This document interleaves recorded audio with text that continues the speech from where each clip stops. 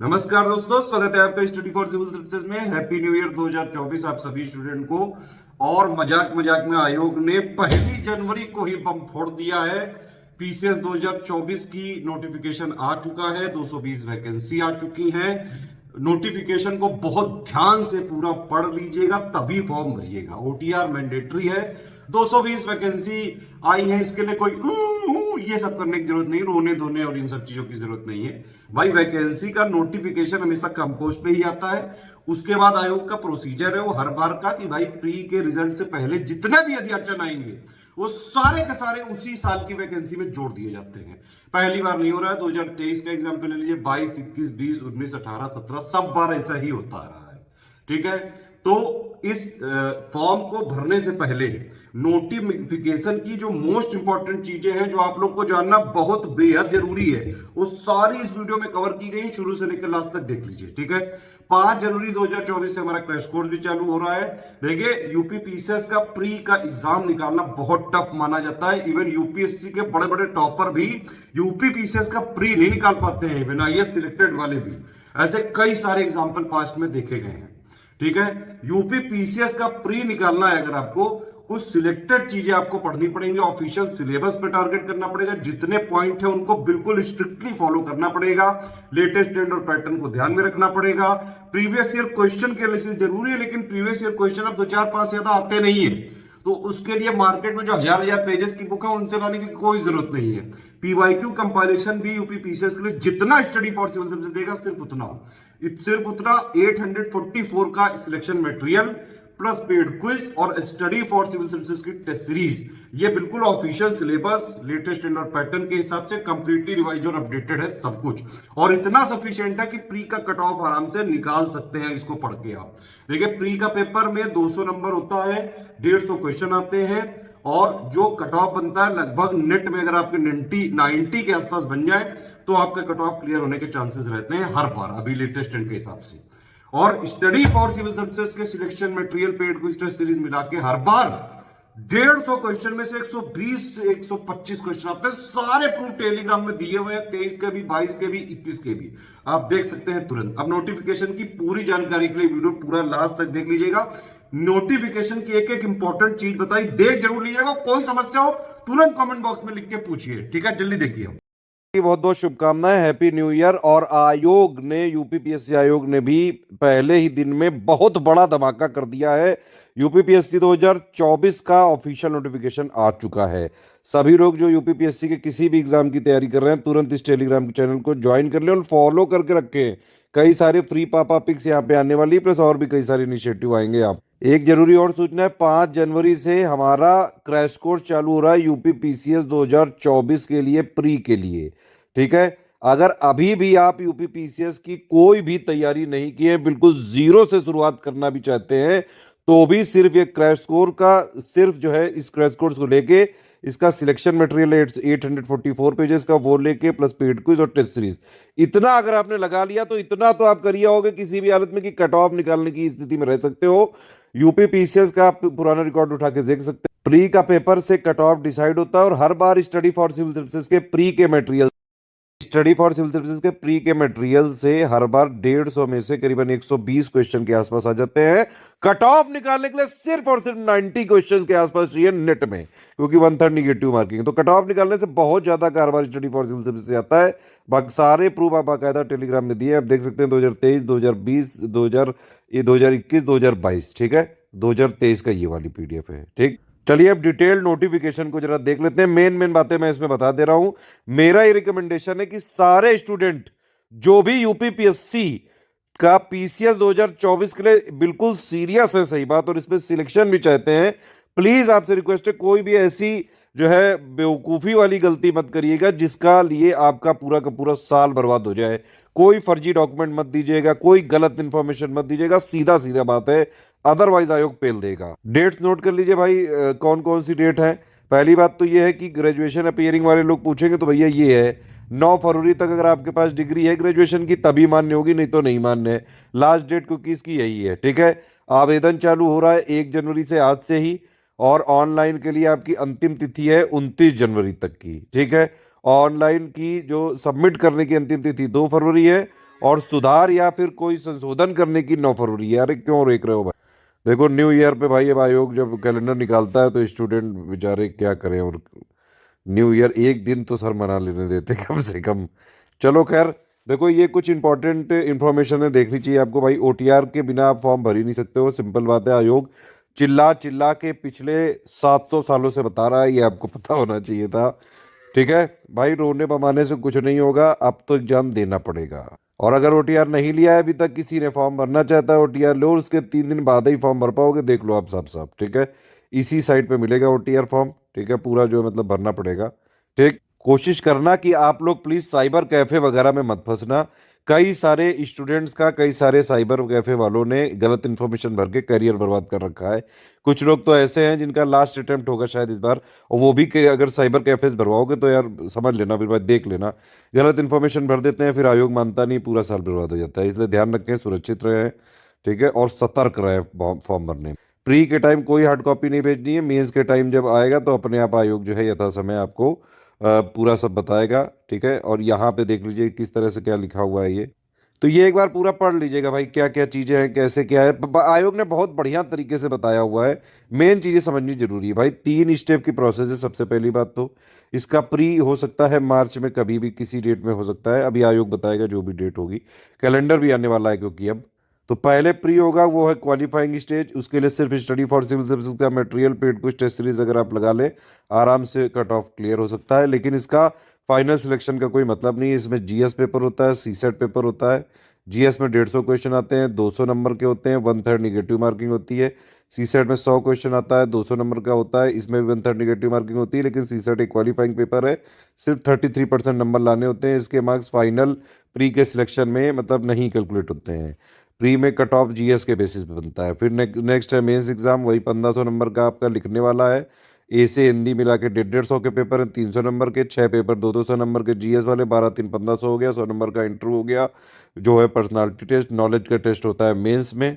ठीक है, तो मेंस प्लस इंटरव्यू 1600 में से फाइनल रैंकिंग मिलेगी। ठीक, फॉर्म वगैरह अपना यहाँ पे देख के भर लीजिएगा। कोई समस्या हो तुरंत वीडियो में कमेंट करके बताइएगा। कोई भी आपको समस्या लगे कि भाई फॉर्म वगैरह भरने में कुछ भी दिक्कत, तुरंत आप बताइएगा यहाँ पे वीडियो में कमेंट करके। ठीक है, बाकी फीस तो वैसे भी कम ही लगती है यहाँ पे।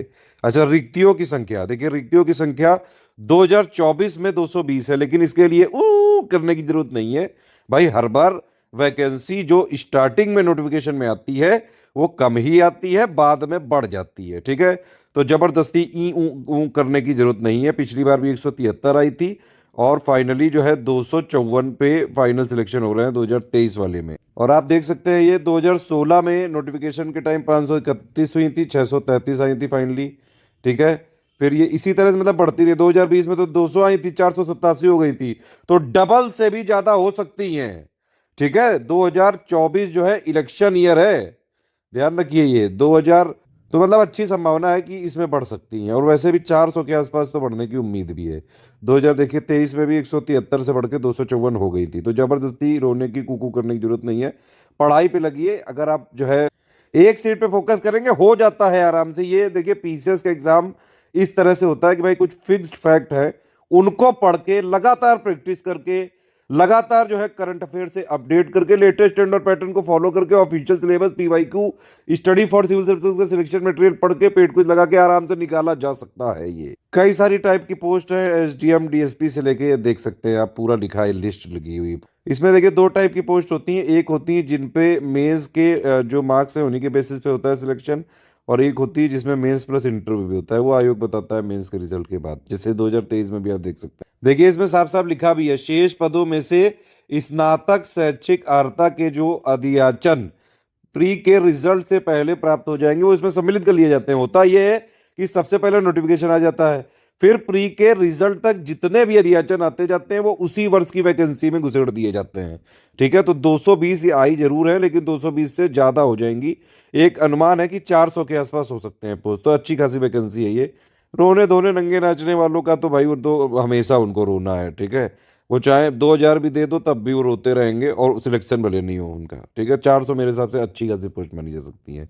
आरक्षण वगैरह का आप यहाँ से देख सकते हैं क्या है, जो भी चीज़ें हैं। एक चीज़ ध्यान रखना कि कोई भी जो आरक्षित श्रेणी में आने वाले अभ्यर्थी हैं, आरक्षण का लाभ लेना चाहते हैं तो ये OTR के इस संबंधित स्तंभ में अपडेट अपना अवश्य कर ले। एक और पॉइंट है, ये एक से अधिक अगर आरक्षण श्रेणी या आयु सीमा सीमा में मतलब छूट का दावा करेंगे, एक का ही मिलेगी जो सबसे ज्यादा मैक्सिमम बेनिफिट आपको दे रही होगी। ठीक, ये आपात कमीशन प्राप्त और अल्पकालिक कमीशन प्राप्त अधिकारियों की पात्रता शर्तें एक बार इनको जरूर से जरूर पढ़ लें जो लोग भी इससे एसोसिएटेड हो। ठीक भाई, कोई डिसिप्लिनरी जो है उनके खिलाफ कोई ऐसा पनिशमेंट या कोई एक्टिविटी नहीं होनी चाहिए, कोई कार्रवाई नहीं होनी चाहिए, तो ये सब चीज़ लंबित नहीं होनी चाहिए, मतलब पेंडिंग नहीं होनी चाहिए। एक बार पढ़ लीजिए भाई, ऐसे पुरुष अभ्यर्थी जिनकी एक से अधिक जीवित पत्नी है, ठीक है, और महिला अभ्यर्थी जिन्होंने किसी ऐसे व्यक्ति से विवाह कर रखा है जिसकी पहले से एक पत्नी हो, वो पात्र नहीं होंगे जब तक कि महामहिम राज्यपाल ने उक्त शर्त से छूट प्रदान ना कर दी हो। ठीक, तो आजकल मतलब जो सोशल मीडिया पे टटपुंजी आप देखते रहते हैं, कौन ये जो है, एक है वो अरफान को नाम है मलिक, और ऐसे कई सारे लोग हैं। तो भाई ये सब चीज़ें नहीं यहाँ पे अलाउड है। PCS देना है तो भाई तैयारी करो, पढ़ाई करो। ग्रेजुएशन अपीयरिंग वाले लोग जरूर पूछेंगे, इसलिए मैं दिखा दे रहा हूँ भाई, देखो साफ साफ देख लो, पढ़ लो। आवेदन प्राप्त स्वीकार किए जाने की लास्ट डेट तक अभ्यर्थियों को भारत में विधि द्वारा स्थापित किसी मान्यता प्राप्त विश्वविद्यालय की स्नातक अवधि जरूर प्राप्त होनी चाहिए। समझ में आ गया बात? मतलब कि ग्रेजुएशन अपीयरिंग वाले शायद अलाउड नहीं है भाई, आपके पास 9 फरवरी तक, क्योंकि लास्ट डेट क्या है, 9 फरवरी, 9 फरवरी तक आपके पास डिग्री होनी चाहिए, तभी आपके फॉर्म अलाउड मतलब भर सकते हो। सिंपल सीधी। अच्छा, ये वाली टेबल देख के कोई ये ना सोचना कि DSP SDM के पता ही नहीं है। भाई देखो, UPPSC का तरीका है ये कि जो नॉर्मल ग्रेजुएशन वाले पद होते हैं उनको ये नहीं लिखते हैं हर बार, और इस बार भी वही चीज़ कंटिन्यू करी है। जो स्पेशल क्वालिफिकेशन वाले पद लिखे गए हैं, बाकी SDM DSP वो सारे पद हैं और नॉर्मल ग्रेजुएशन वालों के लिए हैं। ठीक है, ये शारीरिक मापदंड है, ये किसके किसके लिए, जैसे DSP के लिए हो गया, अधीक्षक कारागार हो गया, जेल सुप्रिंटेंडेंट हो गया, जो है कमांडेंट होमगार्ड हो गया, आबकारी निरीक्षक हो गया, उप कारापाल, इन सब के लिए हो गया। ये सब चीज़ें हैं, देख ये मतलब DSP के लिए हो गया भाई, ये जिला कमांडेंट होमगार्ड के लिए हो गया, ये जो है कारागार पद के लिए हो गया पुरुष, और ये उप कारागार कारापाल पद है। एज लिमिट वही हर बार की तरह 1 जुलाई है। हालांकि इसमें जब 1 जनवरी से ये लोग नोटिफिकेशन दे रहे हैं तो मेरे हिसाब से 1 जनवरी इसमें करना चाहिए। दूसरी बात ये भी कि भाई कोविड वालों को कोई रिलैक्सेशन नहीं दिया है अभी तक सरकार ने, EWS वालों को कोई एज रिलैक्सेशन नहीं मिला, जो मतलब पेंडिंग डिमांड थी स्टूडेंट की, कोई नहीं मानी गई है।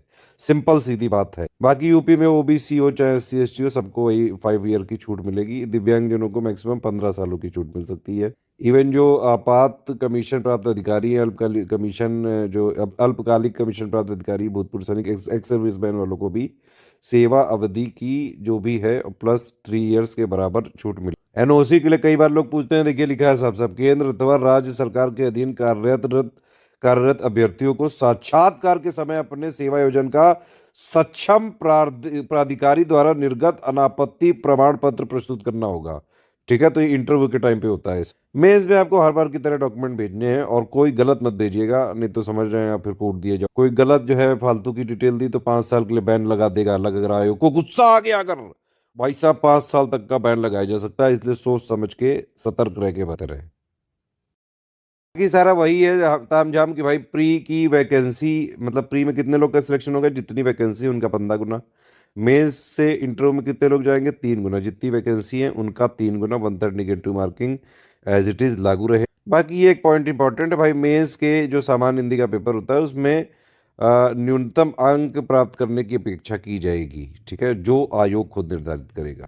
CSET क्वालिफाइंग रहेगा 33%, जैसे मैंने पहले बताया आपको। देखो फिर से यहाँ पे लास्ट में आयोग ने लिखा है, यदि किसी अभ्यर्थी द्वारा कोई प्रमाण पत्र फर्जी अथवा कुट रचित सबमिट किया गया तो भैया ये देख लो, ये भाई कड़ी कार्रवाई करेंगे, कूट देंगे सीधा सीधा। सिंपल मतलब ये करियर को कूट देंगे। एक देखिए सबसे इंपॉर्टेंट बात लिखी है आयोग ने यहाँ पे, यदि किसी भी स्टूडेंट को ऑनलाइन आवेदन करने में कोई भी कठिनाई हो रही है, आयोग के मेल बॉक्स में अपनी कठिनाई समस्या का हल प्राप्त कर सकते हैं। मतलब आयोग की वेबसाइट पे जाएंगे, वहाँ कॉन्टैक्ट अस का कॉलम है, वहाँ पे आप उनको हेडक्वार्टर में मेल कर दीजिए, जो जो मेल लिखी है हर सेंटर में मेल कर दीजिए, तो आपका यहाँ पे प्रॉब्लम सॉल्व कर दी जाएगी। हालांकि ये सिर्फ लिखने के लिए है यहाँ पे नोटिफिकेशन में, जमीनी स्तर पर सच्चाई ये है कि आप लोग खुद बताइए, स्टूडेंट सारे लोग बताइए कि भाई आप लोग जब मेल करते हैं आयोग को तो आपकी प्रॉब्लम 100% सॉल्व हो जाती है, तुरंत की नहीं, या तुरंत नहीं, आप 1-2 दिन ले लीजिए, 1-2 दिन में आपकी प्रॉब्लम 100% आप सेटिस्फाइड हो जाते हैं, जो भी आप क्वेश्चन कभी पूछते हैं नहीं हो जाते हैं तो बताइए तुरंत। और बल्कि ये बात योगी जी तक को भी बताइए कि सर ये सिर्फ लिखने से बात नहीं बनेगी, इसको इम्प्लीमेंट भी करना पड़ेगा। बाकी ये सब अपना फॉर्मेट है, एक बार देख लीजिए, ठीक है। सिलेबस सब सेम टू सेम वही रखा गया है, अब देख सकते हैं ये, ठीक है। पैटर्न वगैरह वही सेम है, प्री का यही सिलेबस है हर बार की तरह, वही जो भी है। प्री में सी सेट होता है, एक दिन पहले जीएस का पेपर होगा, फिर सी सेट का होगा। जीएस का पेपर देख लो कब होगा, 9:30 से 11:30। फिर जो है भाई सी सेट वाला 2:30 से 4:30 हो जाएगा, है ना। ये पूरा मेंस का है लिखा जोखा, 1500 नंबर का है, जो मैंने पहले ही बता दिया। 100 नंबर का आपका पर्सनालिटी टेस्ट हो जाता है, ठीक है। ये पूरा सिलेबस है जीएस का, ये तो पिछले कई दिनों से हम लोग कर रहे हैं ये चीज़ें। सी सेट का भी है, ठीक है। और मेंस का आप देख सकते हैं क्या पैटर्न है। ये मेंस में वही हिंदी के 5 टॉपिक हैं, वही निबंध 3 टाइप के आते हैं। हर एक सेक्शन में 3-3 होते हैं, उनमें से एक एक चूज करके लिखना है। बस जीएस 1 से लेकर 6 तक तो अभी 2023 में ही बदला, उसमें क्या बदलेंगे। तो ये पूरा सिलेबस सेम टू सेम है, ठीक है। सारी चीज़ें अगर आपको चाहे प्री हो चाहे मेंस हो, कंप्लीट शुरू से लेकर सिलेक्शन तक की तैयारी आप एससीएस के साथ कर सकते हैं।